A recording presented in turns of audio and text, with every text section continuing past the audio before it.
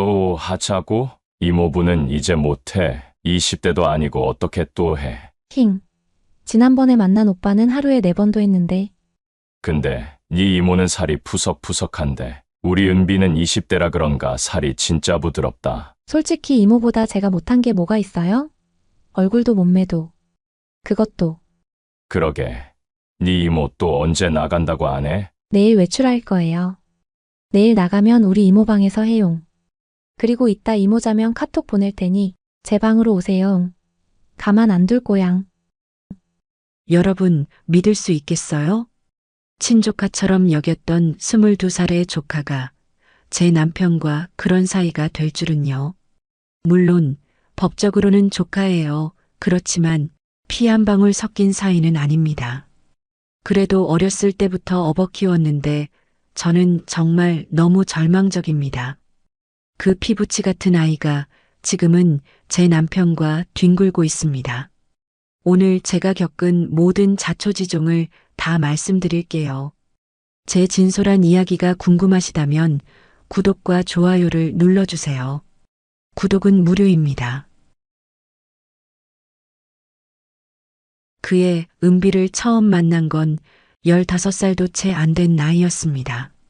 엄마가 재혼하면서 생긴 이복 오빠의 딸. 그 시절엔 그냥 귀엽고 애교 많은 꼬마였어요. 저희 부부가 결혼할 무렵엔 매주 놀러와서 놀고 우리 부부를 졸졸 따라다녔죠. 이모, 삼촌. 나 나중에 크면 이모처럼 예쁜 집에서 살래요.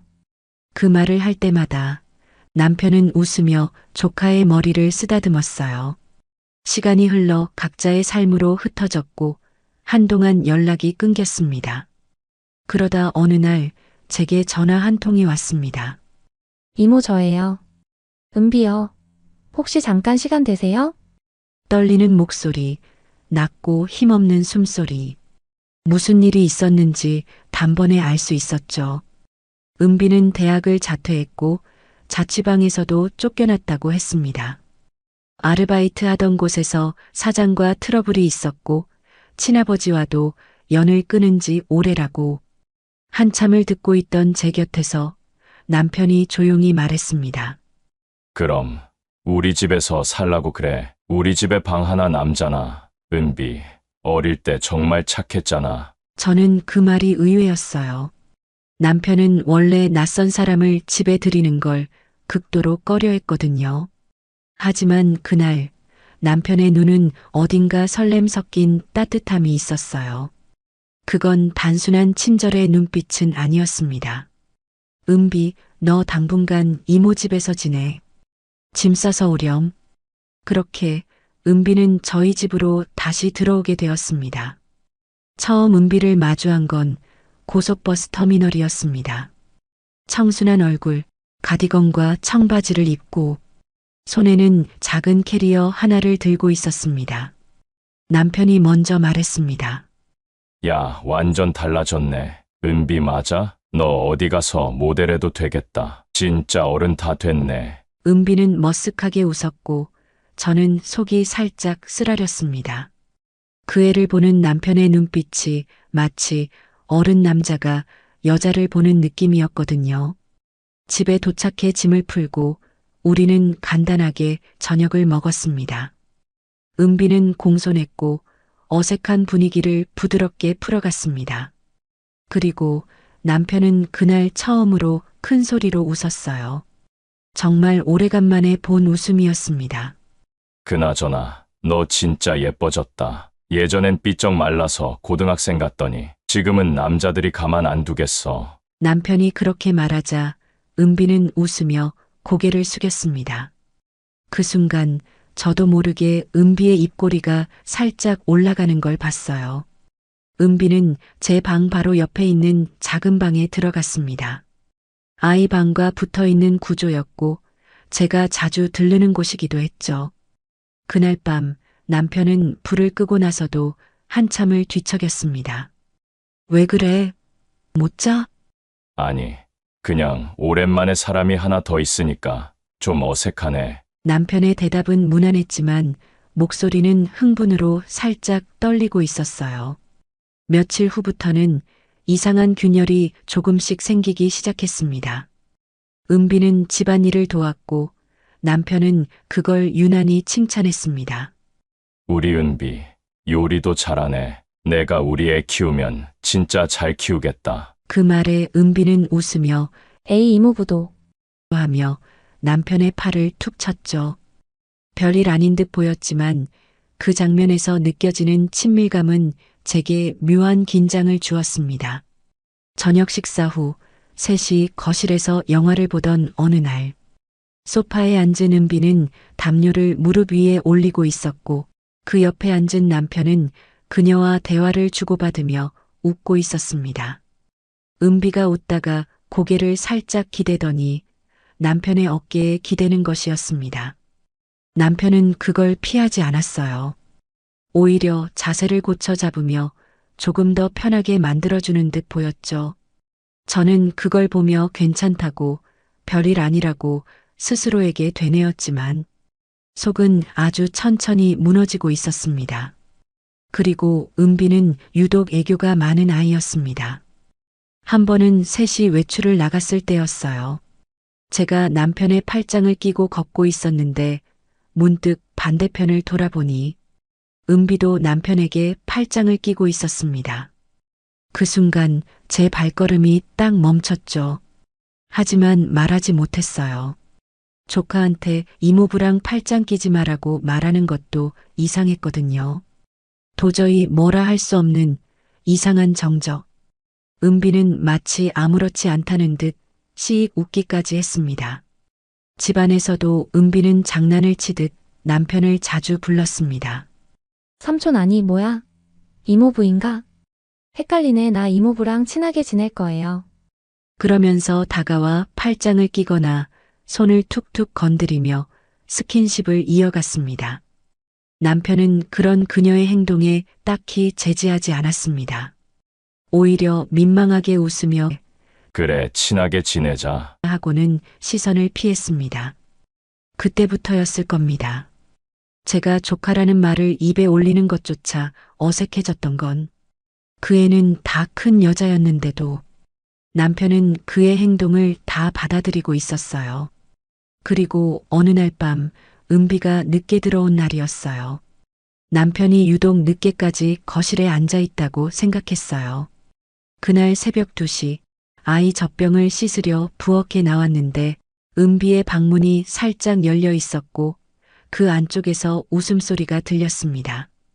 조용히 다가간 저는 문틈으로 사람 그림자를 확인했습니다. 은비가 침대에 앉아 있었고 그 앞에 남편의 실루엣이. 그 순간 저는 너무 놀라 물컵을 떨어뜨릴 뻔했어요. 하지만 문은 곧 닫혔고 소리는 멈췄습니다. 그날 아무 말도 하지 못했습니다. 하지만 그게 시작이었습니다. 저는 그들의 그림자를 보았습니다. 제 가정에 들이우는 그 어둡고 짙은 그림자를요. 그날 이후로 저로서는 매일 밤 불면의 시간을 견뎌야 했습니다. 은비와 남편의 행동 하나하나에 과민해졌고 아이의 작은 기침 소리에도 벌떡 일어났습니다. 하지만 무엇보다 견디기 힘들었던 건 그 둘이 눈빛을 주고받는 짧은 찰나마다 제 심장이 내려앉는 그 느낌이었어요. 어느 날은 은비가 부엌에서 설거지를 하고 있었고 남편이 뒤에서 다가가 가볍게 허리를 감싸며 도와주더군요. 은비는 피하지 않았습니다. 오히려 웃으며 말했죠. 이모부 물 묻어요. 어깨 잡으세요. 그 장면을 저로서는 복도 끝에서 지켜보고 있었습니다. 입을 다문 채로요. 그날 밤 남편은 유독 조용했습니다. 아이가 감기에 걸려 저와 같이 잠을 잤고 남편은 내가 코골아서 애 깨우기 싫다며 끝방에서 자겠다고 했습니다. 끝방은 은비의 방 바로 옆이었습니다. 불안한 마음에 아이가 잠든 후 저는 조심스럽게 안방 불을 끄고 복도로 나섰습니다. 은비 방 앞. 불은 꺼져 있었지만 안쪽에서 희미한 조명이 새어나오고 있었죠. 그 순간이었습니다. 안에서 들리는 낮은 숨소리. 분명 두 사람의 것이었습니다. 누군가의 신음 같은 소리와 가볍게 웃는 목소리. 저는 차마 문을 열 수 없었습니다. 아니, 열지 않았습니다. 그렇게 문틈 넘어 무너지는 제 삶의 소리를 그저 가만히 듣고만 있었습니다. 그날 밤 저는 안방으로 돌아와 이불을 덮고 아이를 꼭 껴안았습니다. 심장이 미친 듯이 뛰었고 온몸이 떨렸습니다. 하지만 그 어떤 눈물도 나오지 않았습니다. 그 다음날 아침 식탁에 마주 앉은 은비와 남편은 아무 일 없다는 듯 대화를 나누고 있었어요. 이모부, 오늘 양복 입으셨어요? 멋있다, 어디 가세요? 그냥 거래처 미팅 있어. 평소엔 대충 입고 다니다가 오늘은 좀 챙겨 입었지. 은비는 사과를 반으로 자르며 또 깔깔 웃었습니다. 그 모습은 도저히 예전의 그 은비가 아니었습니다. 그 주 주말 은비가 자기가 아는 맛집이 있다며 셋이 외출을 하게 되었어요. 그녀가 옆에서 차를 탔고 운전석에 앉은 남편은 백미러로 은비를 슬쩍슬쩍 보았습니다. 식당에서 나오던 길, 저는 남편의 팔짱을 끼고 걸어가고 있었죠. 그런데 반대쪽에서 은비가 슬며시 다가오더니 말도 없이 남편의 다른 쪽 팔에 팔짱을 끼는 겁니다. 순간 저로서는 얼어붙었어요. 뒤에서 우리 셋을 보는 사람들은 도대체 무슨 관계라 생각했을까요? 은비는 아무렇지 않게 말했습니다. 이모부는 내가 팔짱 끼면 괜찮다 하시잖아요. 예전에 이모가 팔짱 끼면 팔 아프다고 투덜대셨다면서요. 그 말에 남편은 멋쩍게 웃으며 아, 그 얘기 아직도 기억해? 그냥 웃자고 한 말이었는데. 하고 웃었습니다. 저는 그저 묵묵히 걷기만 했습니다. 그리고 그날 밤 은비는 아이를 재우는 저에게 다가와 말했습니다. 저 이모부랑 잠깐 얘기 좀 할게요. 내일 뭐 입을까 물어보려고요. 저는 잠든 아이 곁에 앉은 채 대답하지 않았습니다. 문이 닫히고 난 뒤 작은 방 안에서 흘러나온 조용한 웃음소리. 그 순간 제 마음은 부서지고 있었습니다. 그날은 토요일이었습니다. 오랜만에 머리를 하러 미용실 예약을 해두었고 아이는 낮잠을 자고 있었기에 잠깐 외출을 하기로 했죠. 다녀올게. 애기 자다 깨면 좀 달래줘. 응, 걱정 마. 은비도 있으니까. 남편의 말에 저는 괜히 신경이 쓰였지만 애써 넘기고 집을 나섰습니다. 미용실에서 드라이기를 맞는 동안에도 자꾸만 머릿속에서 두 사람의 얼굴이 어른거렸습니다. 그 시각 집안은 의외로 고요했습니다. 아이가 깨서 울음을 터뜨렸지만 아이 방으로 향하는 발소리는 없었습니다. 은비와 남편은 작은 방 은비의 침대에서 누워 있었습니다. 그래도 전화 한번 해보세요. 그럴까? 잠깐만. 부인에게 전화를 하는 그 순간에도 남편의 손은 은비의 티셔츠 안에 들어가 있었습니다. 여보세요? 아, 자기야. 미용실이지? 이따 올 때 아이스크림 좀 몇 개만 사다 줘. 애기 보고 있어서 나가려니 귀찮네. 오는데 얼마나 걸려? 응, 알았어. 천천히 하고 와요. 아싸, 1시간은 걸린대. 이모부, 애기 우는데 가봐야 되는 거 아닌가? 은비야, 애들은 다 울면서 크는 거야. 은비야, 그냥 다 벗어. 오려면 아직 멀었어. 둘은 서둘러 옷을 벗었고 은비의 입술은 남편의 입술을 지나 목으로 가슴으로 배로 그리고 밑으로 내려왔습니다. 서비스를 받고 있는 남편의 손도 이곳저곳 바쁘게 움직였습니다. 은비야, 너는 진짜 젊어서 그런가? 피부가 엄청 탱탱하다. 네 이모 피부는 푸석푸석하거든. 그러니까 만질 때 실컷 만지세요. 근데 애기 울음소리가 점점 커지네요. 저러다 경기하는 거 아니에요? 괜찮아. 경기하면 병원 데리고 가면 되지. 신경 쓰지 마. 와, 너 진짜 끝내주게 잘한다. 어린애가 이런 건 어디서 다 배웠어? 요즘은 애들이 더 잘해요. 하하. 그들은 세상 누구보다도 행복한 시간을 보내고 있었습니다. 그들은 아이의 울음소리를 배경 삼아 그 안에서 서로의 욕구를 해소하고 있었습니다. 침대 위 불 꺼진 어두운 방 안. 방문도 열어둔 채로 그들의 몸은 완전히 붙어 있었습니다. 누군가 들어왔다면 단번에 알아챘을 장면이었지만 아무도 없었습니다. 아이는 결국 지쳐 울음을 멈췄고 은비는 남편의 귓가에 속삭였습니다. 다음엔 이모 자고 있을 때 해봐요.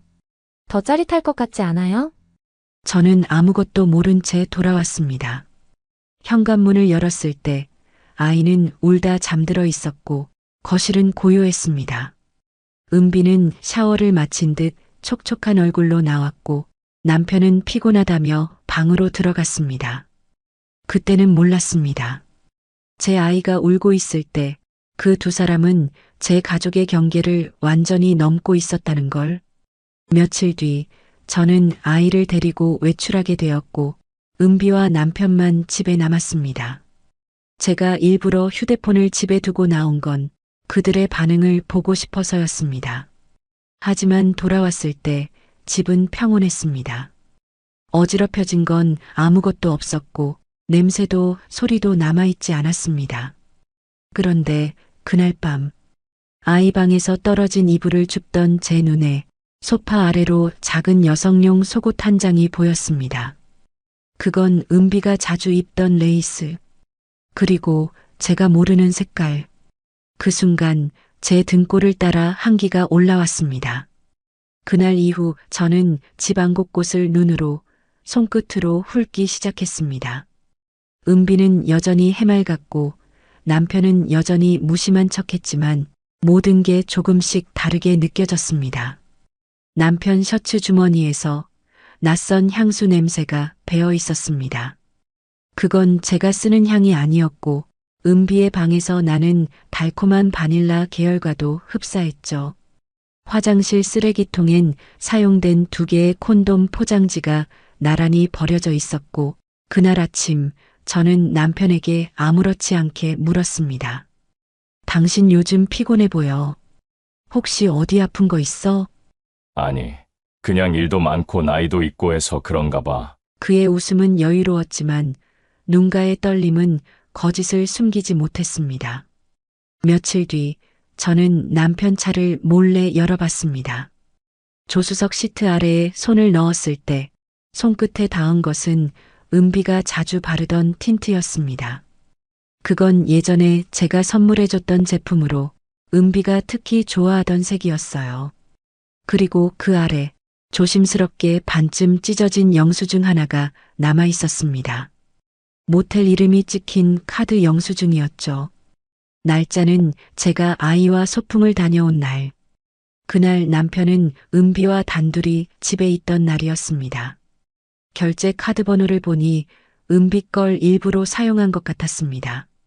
이제는 치밀하게 계획하고 있다는 걸 알 수 있었죠. 그날 밤 저는 일부러 일찍 잠든 척하고 안방에 누워 있었습니다. 아이도 함께 재워두고 불도 꺼두었습니다.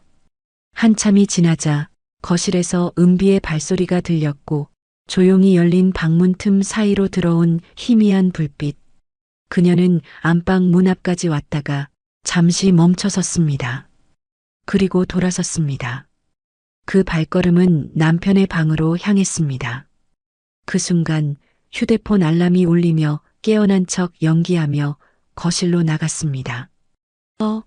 물 마시려다 잠깼네. 은비야, 아직 안 잤어? 은비는 놀란 듯 뒤돌아보며 웃었습니다. 아, 네 이모. 잠이 안 와서 물 좀 마시려고요. 그녀는 빠르게 싱크대로 향했고 저는 조용히 작은 방 문을 확인했습니다. 열려있던 문은 닫혀 있었고 안쪽에서 불빛이 꺼지며 인기척이 사라졌습니다. 며칠 전 저는 우연히 은비가 남편에게 하는 말을 듣게 되었습니다. 조용한 밤 방문 틈 사이로 새어나온 그녀의 목소리. 이모부는 하루에 2번밖에 못해요? 젊은 사람은 5번도 가능한데. 그리고 그 뒤를 잇는 남편의 작게 웃는 소리가 들렸습니다. 저런 대화를 한다는 게 믿어지지 않았습니다. 그날 새벽 저는 처음으로 스스로에게 질문을 던졌습니다. 이 모든 걸 알고도 은비를 계속 이 집에 있게 해야 할까? 아니면 무너지는 걸 목격하면서도 모른 척 살아야 할까? 답은 아직 내릴 수 없었습니다. 어느 날 남편이 말했습니다. 오늘 밤 국가대표 축구 경기 있대. 새벽 경기니까 거실에서 볼게.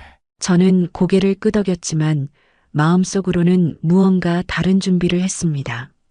그날 저녁 아이를 재우고 나온 저는 집안의 베이비캠 위치를 살짝 바꿨습니다. 은비 방 쪽을 향해 있던 카메라를 소파 정면이 보이는 진열장 밑으로 낮춰 고정시켰습니다. 이제 그곳은 제가 눈으로 직접 볼 수 없는 진실을 기록해 줄 자리가 된 것이었죠. 새벽 1시 48분. 휴대폰 진동이 울렸습니다. 저는 숨을 죽인 채 이불 속에서 조심스럽게 휴대폰을 꺼내 카메라 앱을 켰습니다. 화면 속에는 조명이 흐릿한 거실, 혼자 소파에 앉아 축구 중계를 보고 있는 남편이 보였습니다. 잠시 후 슬리퍼 소리 하나 없이 은비가 조용히 방에서 나왔습니다. 루즈한 티셔츠에 맨다리를 드러낸 채 그녀는 익숙한 걸음으로 남편 옆에 다가갔습니다.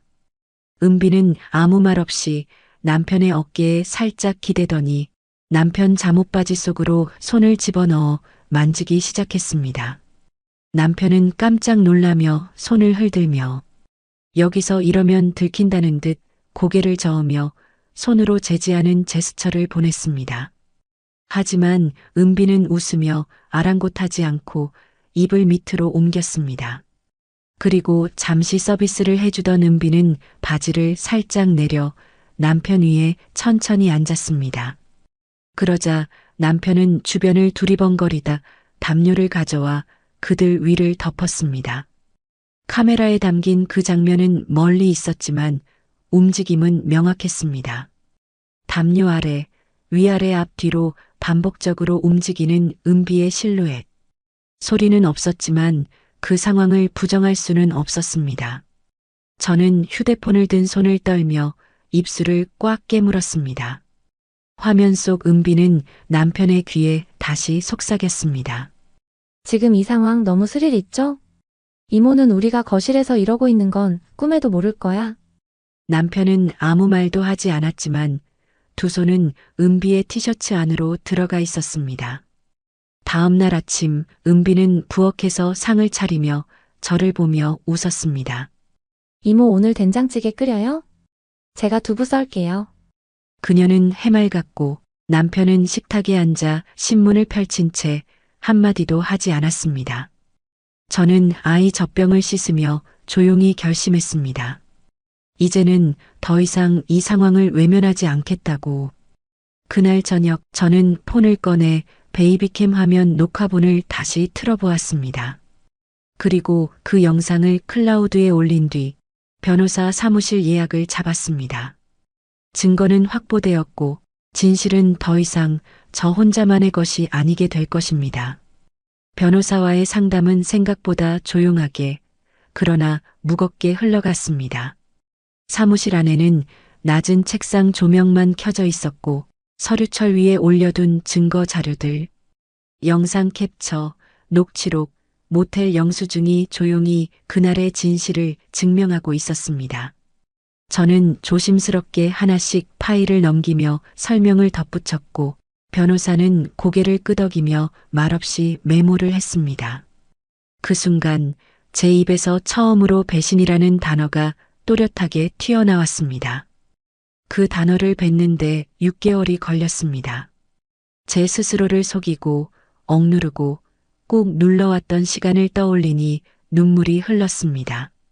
하지만 법보다 먼저 저는 사람을 향해 다가가야 했습니다.